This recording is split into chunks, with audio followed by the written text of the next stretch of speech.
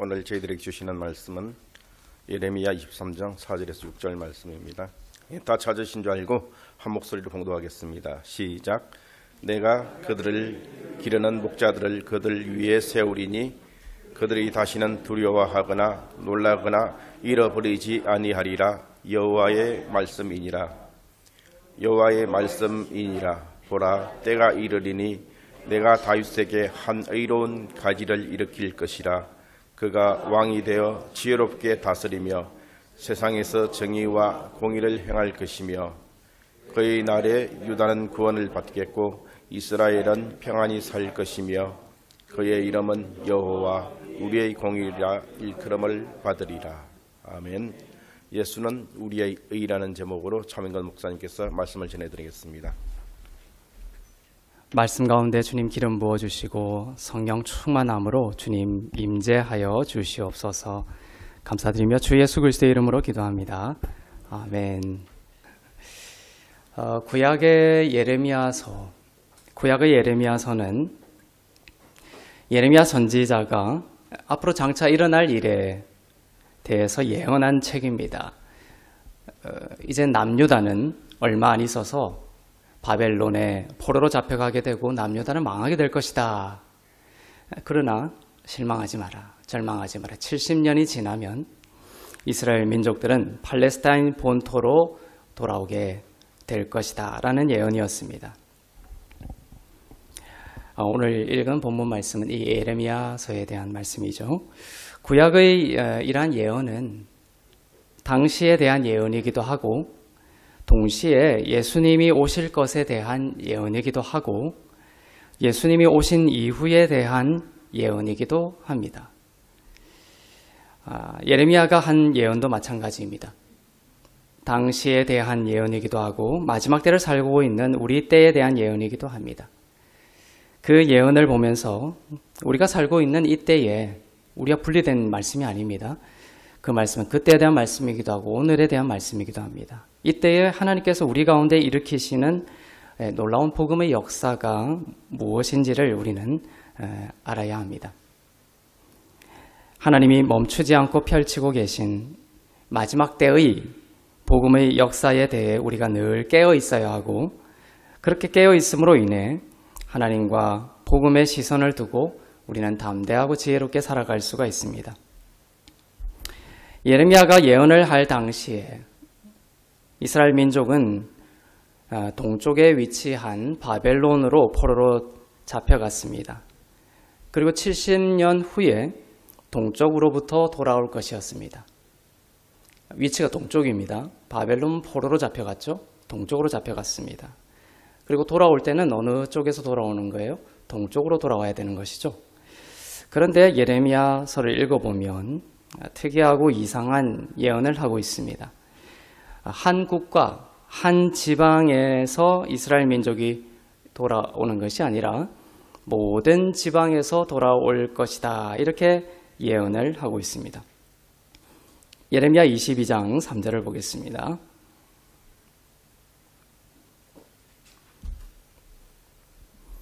시작.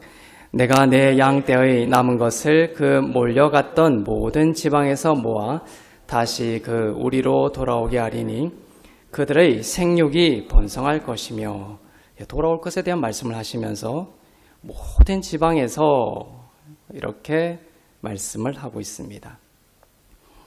흩어진 양떼의 남은 것 이렇게 되어 있는데 내가 내 양떼의 남은 것을 이렇게 되어 있죠. 이것은 포로로 잡혀갔던 이스라엘 민족들입니다.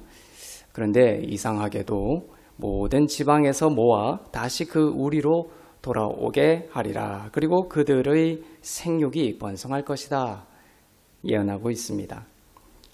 바벨론이라는 한 지방이 아니라 모든 지방이라고 예언한 그런 이유는 바로 이 예언이 당시에 대한 예언을 넘어서 우리가 살고 있는 마지막 때에 대한 예언이기도 하기 때문입니다.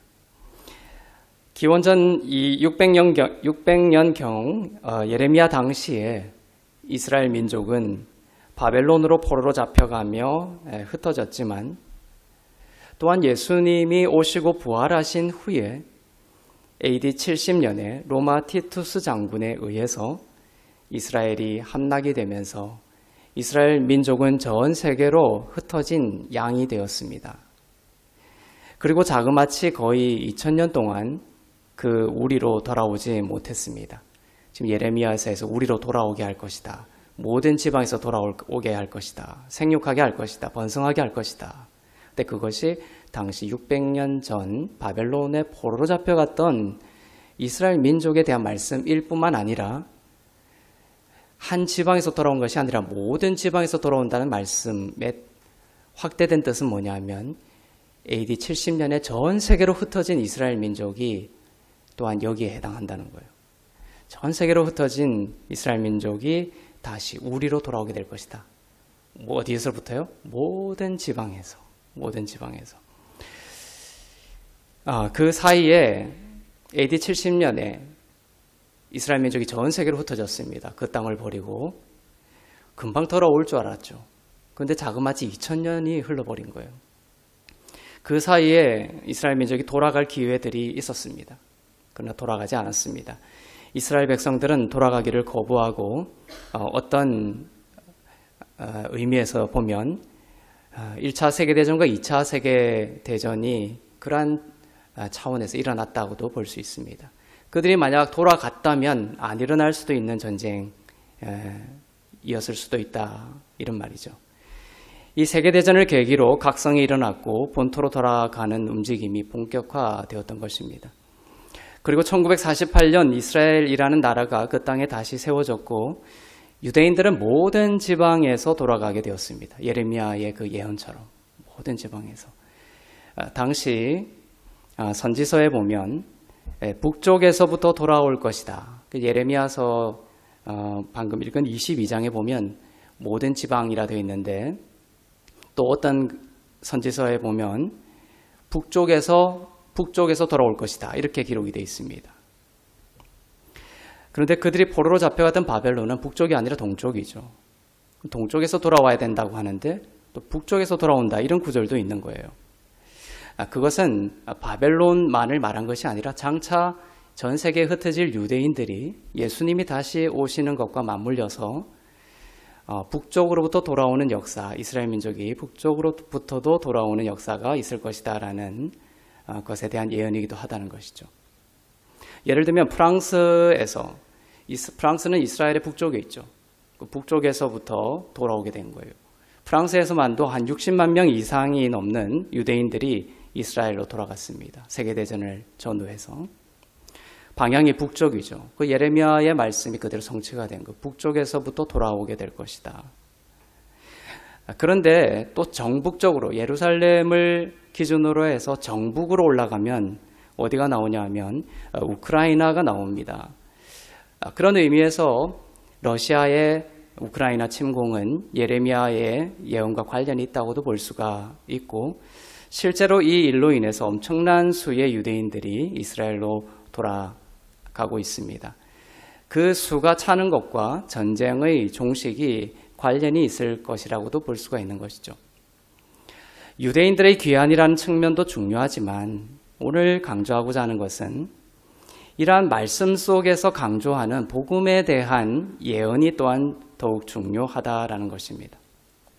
무슨 말이냐면 이스라엘의 회복과 은혜의 복음, 의의 복음이 함께 일어날 것이라는 것에 대한 내용이 바로 예레미야의 예언이라는 것입니다. 두 가지를 함께 이야기하고 예언하고 있습니다. 사람들은 이스라엘의 회복만을 쫓아가는 경향이 있는데 그것이 중심이 아니라 성경은 예수를 통한 의의 복음이 세상에 비추어지고 부흥하는 것이 중심이라는 것을 성도들은 잘 이해해야 할 필요가 있습니다. 그렇지 않으면 은혜의 복음, 의의 복음의 부흥이라는 본질을 놓쳐버리는 낭비가 있을 수 있기 때문입니다. 예레미야 23장에서 성경은 이 모든 것이 이루어질 그날, 오늘날, 그리고 유대인들이 귀환하고 있는 이러한 주님의 재림이 가까이 오면서 일어날 모든 이러한 징조들과 함께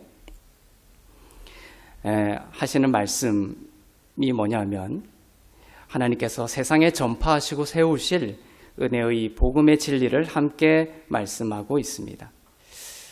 그 구절을 보겠습니다. 예레미야 23장 6절입니다.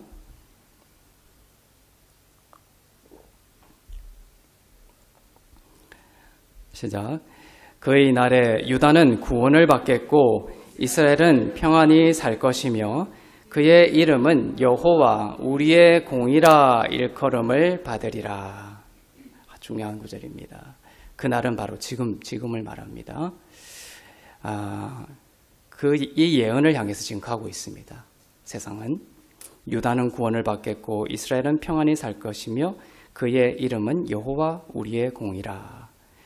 여기에 여호와가 또 나오죠. 지난 주일에 배운 여호와, 즉 야훼의 이름이 여기서 다시 등장합니다. 마지막 때에 하나님이 하시는 복음의 일이 무엇이라고 되어 있습니까? 그의 이름은 여호와 우리의 공이라 일컬음을 받으리라. 이것이 마지막 때에 전 세계에 걸쳐서 하나님이 펼치고자 하는 복음의 역사라는 것이에요. 어떤 거? 바로 야훼가 우리의 공이다. 야훼가 우리의 공이다. 너희들이 모두 죄인이다. 이걸 지금 전하려고 하는 게 아니라 복음의 핵심은 야훼가 우리의 공이다. 이것을 전하려고 하는 거예요. 이것이 유대인의 귀환과 말세의 징조와 또 말세의 교회를 빛나게 하는 모든 하나님의 빛의 역사와 맞물려 있는 것이에요. 지난 설교에서 하나님은 대대로 우리들이 영원히 기억해야 할 이름이 뭐라고 했습니까? 야훼라고 했습니다. 그리고 그 야훼가 바로 누구라고 했습니까? 예수 그리스도임을 나타내셨습니다. 자, 오늘은 더 나아가서 이 마지막 때에 이 복음이 전파되어야 한다는 것입니다. 이 복음. 예수 그리스도가 뭐다? 우리의 공이다. 야훼가 바로 우리의 의라는 진리입니다. 자, 히브리어 원문으로는 야훼가 우리의 의다, 공이다라는 이 구절의 히브리어 원문은 여호와는 야훼죠. 그리고 우리의 의라는 것은 체데크누입니다. 체데크누. 사진으로 그 문장을 한번 보겠습니다. 네, 맨 오른쪽에 있는 단어가 야훼죠. 이것이 예수님이라고 했습니다. 그리고 그 다음에 있는 게 체데크누입니다. 맨 뒤에 두 자 누가 이제 우리의라는 거고 그 앞에 세 개의 단어는 체데크라고 해서 의라는 뜻입니다. 그래서 이 문장이 바로 야훼는 여호와는 우리의 의 이런 뜻입니다. 자, 원문으로 보면 이렇게 야훼는 체데크누, 즉 야훼는 우리의 의. 이것이 마지막 때에 그죠? 그날에 하나님께서 그의 이름, 이 복음, 이 진리를 만방에 펼치시며 유다를 구원시키고 이스라엘 평안히 살게 하며 만백성을 구원하는 하나님의 역사를 마지막 때 펼친다는 거예요. 그 모든 하나님의 역사 가운데 이 진리가 있습니다. 야훼는 우리의 의라는 것입니다. 누는 우리라는 뜻이고 체데크는 의라는 뜻입니다. 즉 야훼 체데크누를 신약적으로 풀면 예수 그리스도가 우리의 의입니다. 이런 뜻입니다. 예수 그리스도가 우리의 의입니다. 율법이 우리의 의가 아니라는 것입니다. 우리가 우리의 의가 아니라는 것입니다. 율법을 잘 지키며 사는 것이 우리의 의가 아니라는 것입니다. 바로 예수 그리스도가 우리의 의가 되신다. 바로 그 뜻입니다.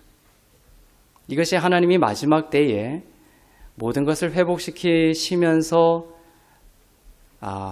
본질적으로 회복시키고 전파하시고자 하는 복음의 진리입니다. 자, 지금 공이라고 번역이 되어 있죠. 여호와는 우리의 공의. 공이라고 번역되어 되기도 하는 이 체데크는 단순한 단어가 아닙니다. 신비한 단어입니다. 왜냐하면 이 체데크는 두 가지 의미를 다 가지고 있기 때문입니다. 구약에서 하나님은 인간에게 의를 요구하죠. 그때 우리에게 요구하시는 의가 체데크입니다. 그런데 인간은 죄로 인해 하나님의 의를, 체데크를 만족시킬 수 없습니다. 그래서 하나님의 뭐를 받아요? 공의의 심판을 받을 수밖에 없습니다. 그때 공의가 또 뭡니까? ጼ데크예요. ጼ데크를 요구하시면서 우리가 인간이 그것을 만족시킬 수 없기 때문에 모든 인류를 ጼ데크의 심판 아래 두신 거예요. 그래서 이 ጼ데크는 이 두 가지 의미가 있습니다. 그래서 구약에 ጼ데크가 나오면 공의로 번역되어 있기도 하고 의로 번역되어 있기도 한 이유입니다. 자, 이제 신약으로 와서 이렇게 공의의 심판을 받을 수밖에 없는 인간을 위해 예수께서 공의의 심판을 우리를 대신하여 받으셔서 그를 믿는 자들로 하여금 하나님의 ጼ데크를 선물로 주셨다. 이것이 신약의 복음이죠. 은혜의 복음입니다. 그때 선물로 주시는 의가 뭡니까? ጼ데크입니다. 구약에서는 이 ጼ데크를 우리에게 요구하셨지만 하나님이 ጼ데크의 심판을 받으셨고 그렇게 함으로 우리가 받은 것은 무엇입니까? 우리에게 요구했던 그 ጼ데크를 선물로 우리가 받게 된 거예요. 우리가 지켜야 되는 ጼ데크가 아니라 이제 선물로 받는 ጼ데크, 의가 된 것입니다. 예수님의 십자가로 성취된 것이죠. 예수님의 십자가로 성취된 이 모든 사역을 바로 이렇게 한 문장으로 정의하는 진리가 바로 이것이죠. 우리도 아니고 율법도 아니고 바로 야훼, 예수 그리스도가 우리의 의라는 진리입니다. 이것이 바로 복음입니다. 예수님이 오신 신약에 와서 비로소 이 하나님의 의가 선물로 주어졌습니다. 구약시대 때는 이것을 이해할 수 없었습니다. 장차 신약의 시대에 이 ጼ데크라는 거를 하나님이 그냥 아무것도 율법도 지키지도 않았는데 그냥 선물로 턱 줘버리는 거예요. 옳다 인정해버리는 이 ጼ데크를 탁 줘버리는 시대가 올 거라는 것을 구약시대 사람들이 상상이나 할 수 있었을까요? 그것은 상상할 수 없는 일이었습니다. 그러나 예수님이 오셔서 이 예언이 성취가 된 것이죠. 예레미야의 예언이 성취가 된 것입니다. 우리가 우리의 의가 되기를 요구했던 그 율법, 그것이 아니라 예수님이 우리의 의가 되어버린 거예요. 그리고 우리는 하나님의 자녀가 된 것이죠. 로마서에서 이것을 잘 말하고 있습니다. 로마서 3장 21절, 22절, 24절입니다.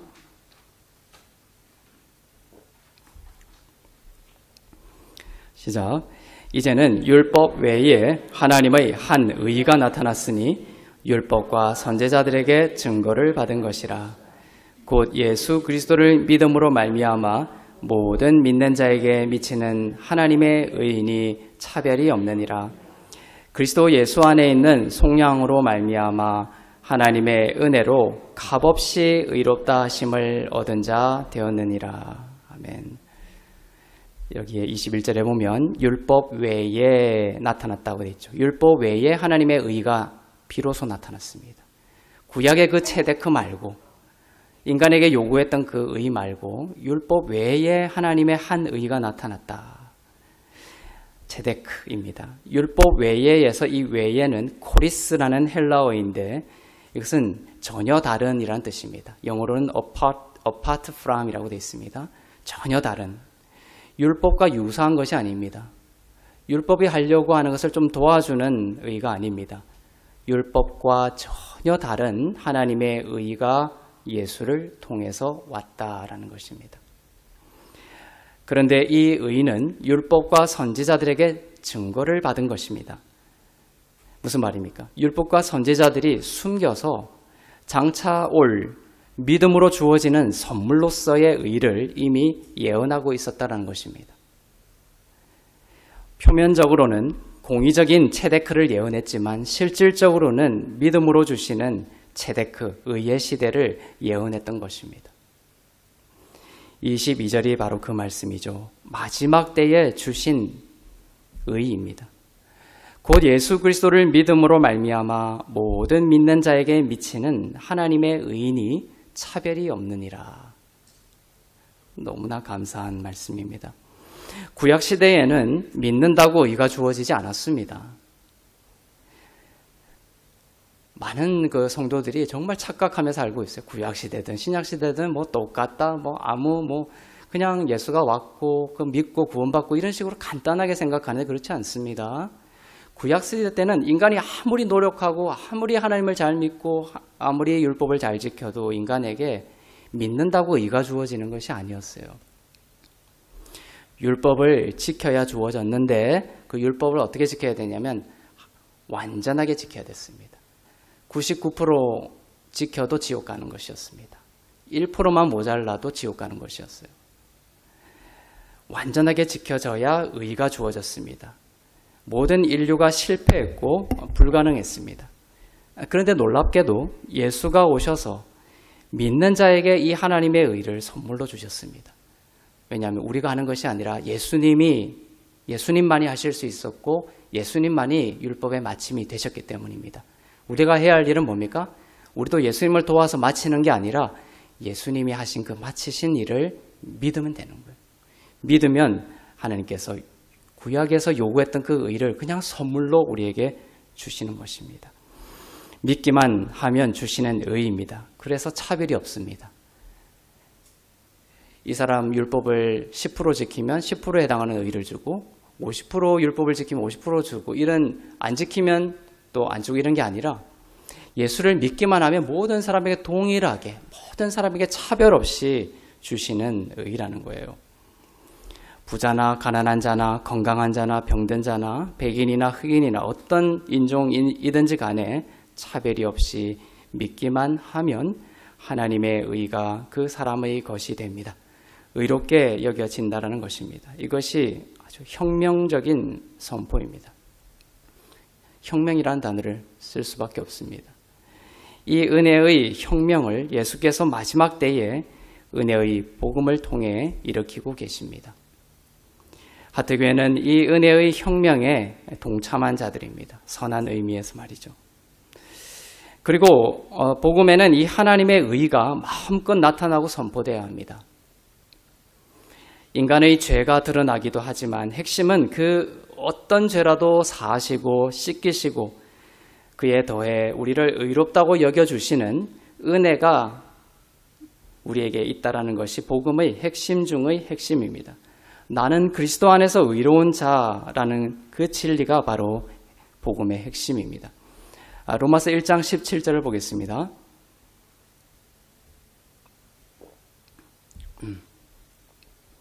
시작. 복음에는 하나님의 의가 나타나서 믿음으로 믿음에 이르게 하나니 기록된 바 오직 의인은 믿음으로 말미암아 살리라 함과 같으니라. 자, 복음에는 하나님의 의가 나타나 지금 예레미야 선지자가 말했던 마지막 때에 예수 그리스도가 우리의 의라는 것, 이것이 바로 복음이고 또 로마서는 그것을 확증해 주죠. 복음에는 뭐가 나타난다? 하나님의 의가 나타난다. 하나님의 의입니다. 나의 죄, 인간의 죄, 나의 잘못, 나의 허물이 신앙의 중심이 되어 온 기독교 역사가 있었습니다. 그것이 복음의 정수인 줄 착각했던 것입니다. 물론 우리의 죄도 복음의 선행 개념이긴 합니다.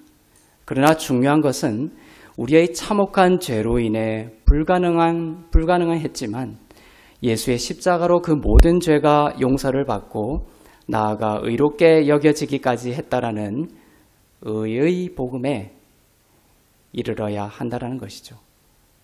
그 믿음이 중심이 되어야 한다라는 것입니다. 그렇게 될 때 우리의 육신에 드러나는 죄들이 끊어지고 정복되고 우리는 죄를 이길 수 있는 실질적인 능력을 얻게 되는 것입니다. 그런데 한번 보십시오. 교회에서 죄사함에 대한 진리도 상당히 불완전하게 가르칠 뿐만 아니라 그러니까 예수님을 믿으면 죄가 사해진다라고 선포하면서도 미래에 지을 죄까지 아직 용서하지 않은 것이다라고 가르치거나 아니면 오늘 내일 다시 죄를 지으면 너는 다시 죄인이 된다는 식으로 죄사함을 불완전하게 가르치고 있죠. 그리고 의롭게 여겨진다. 그리스도 안에서 의인이라고 하는 이 진리에 대해서 교회가 전하는 것에 대해서 아주 두려워하는 경우가 많이 있습니다. 성경의 진리로 못 박아 놨는데도 불구하고 교회에서 예수 그리스도를 믿으면 의인이 된다. 하나님께서 의롭게 여기진다는 이 진리를 교회에서 선포하는 것을 되게 두려워하고 있어요. 이것이 교회 안에 광명한 천사예요. 복음을 흩트리는 것입니다. 교회 안에서 광명한 천사의 모습으로 복음의 진리를 맡고 있는 것입니다. 교회가 진짜 복음을 믿고 진짜 복음의 능력으로 살아갈 수 있는 것을 맡고 있는 것이죠. 그래서 교회가 진짜 복음을 전하고 있는지를 알려면 예수님이 죄를 용서할 것입니다. 예수님이 우리에게 능력을 주실 것입니다. 이 차원을 넘어서서 의의 복음에 대해 전하는지를 보아야 됩니다. 그리스도 안에서 의롭습니다. 믿음으로 의인이 되었습니다. 나는 그리스도 안에서 의롭고 흠없고 거룩한 자입니다. 새로운 피조물이 되었습니다. 이러한 의의 진리에 대해 거부감이 있는 교회라면 온전한 복음이 있는 교회가 아닌 것이죠. 하나님이 안 계신다는 것이 아니라 불완전한, 아직까지도 복음의 완전한 것을 선포하지 못하고 있는 교회라고 볼 수가 있습니다.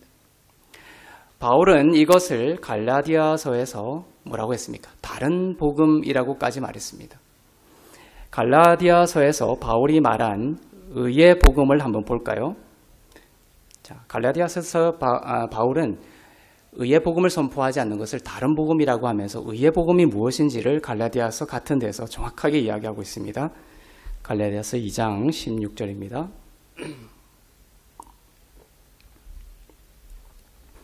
시작. 사람이 의롭게 되는 것은 율법의 행위로 말미암음이 아니요 오직 예수 그리스도를 믿음으로 말미암는 줄 알므로 우리도 그리스도 예수를 믿나니 이는 우리가 율법의 행위로서가 아니고 그리스도를 믿음으로써 의롭다 함을 얻으려 함이라. 율법의 행위로서는 의롭다 함을 얻을 육체가 없느니라.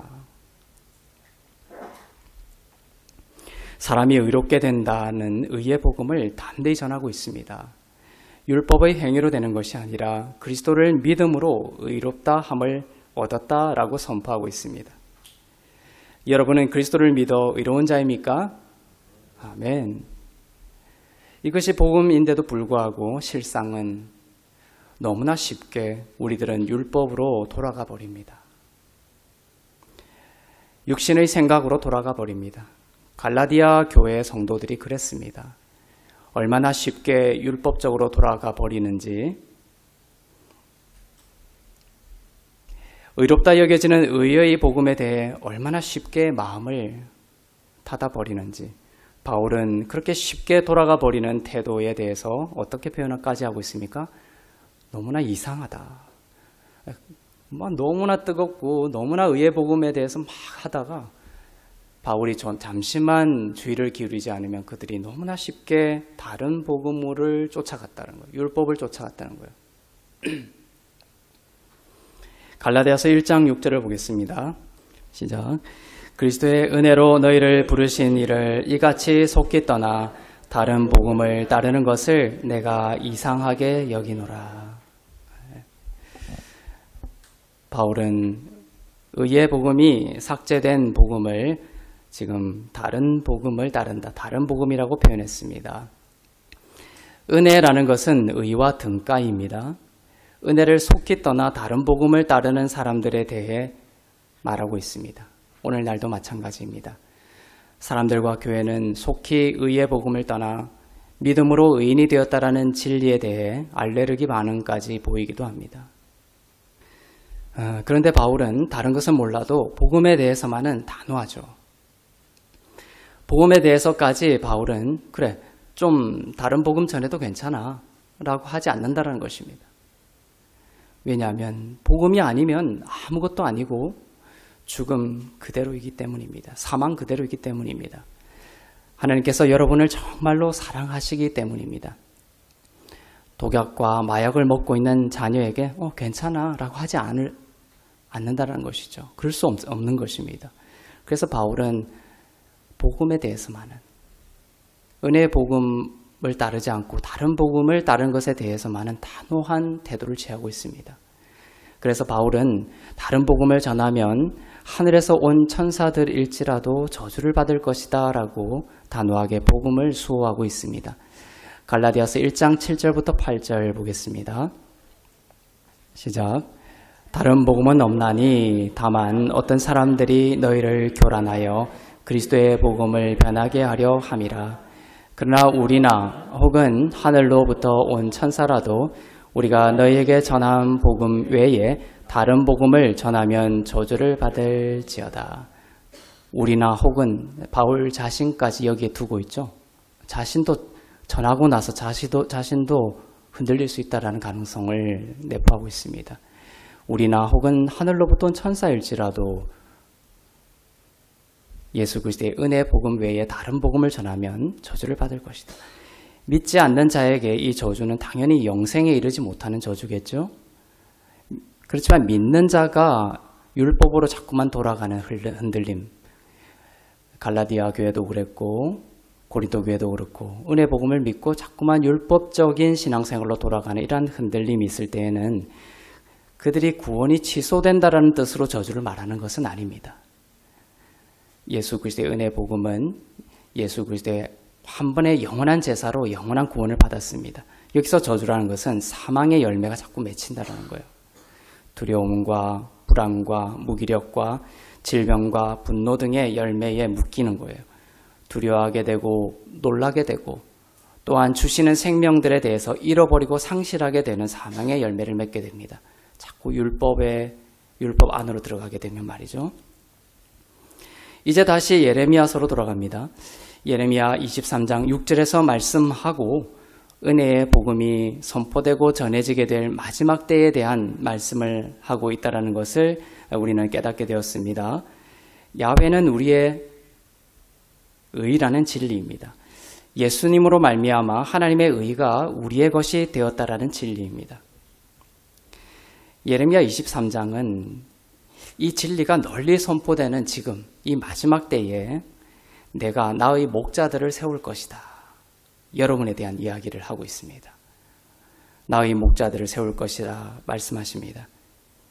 하나님은 이 의의 복음을 세상에 널리 전파하는데 그냥 우리들이 필요하지 않은 게 아니에요. 우리들을 사용하셔서 우리를 목자로 세우셔서 이 뜻을 이루고자 하시는 것입니다. 의의 복음으로 양들을 먹일 목자들을 세우고자 하십니다. 바로 저와 여러분입니다. 여러분도 누군가에게 말씀을 전하고 나눈다면 지금 여기서 말하고 있는 하나님이 그날에 세우시는 목자들입니다. 우리들은 이 목자로 하나님께서 세우시고 이 목자로서 이 소명에 마지막 때의 소명에 부름받은 자임에 대하여 깨어있기를 바랍니다. 내가 이 마지막 때에 주님이 오실 때까지 내가 뭘 하며 살아야지? 왜 살아야 되지? 인생의 소명과 사명은 무엇이지?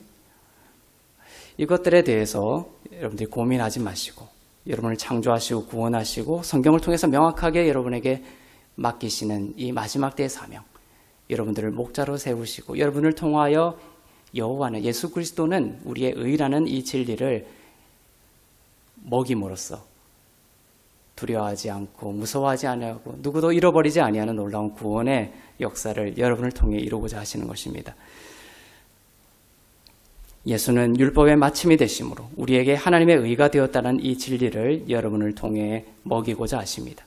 이 복음을 여러분은 목자로서 먹이는 인생 되시길 바랍니다. 하나님이 세우신 저도 이 양식을 하트교회를 통해서 계속 먹여오고 있는 것입니다. 하나님께서 이 목자를 왜 세우느냐? 이 목자들이 이 양을 먹으면 양들은 더 이상 저주 아래 있지 않게 될 것이기 때문입니다. 양들은 두려워하지 않게 되고 놀라지 않게 되고 잃어버리지 않게 될 것이기 때문입니다. 자, 여러분을 향한 말씀을 보겠습니다. 예레미야서 23장 4절입니다. 시작. 내가 그들을 기르는 목자들을 그들 위에 세우리니 그들이 다시는 두려워하거나 놀라거나 잃어버리지 아니하리라. 여호와의 말씀이니라. 네. 지금 이 세상은 복음 아닌 것으로 인하여 수많은 사람들이 어떻습니까? 지금 두려워하고 놀라고 잃어버린 바 되고 있죠.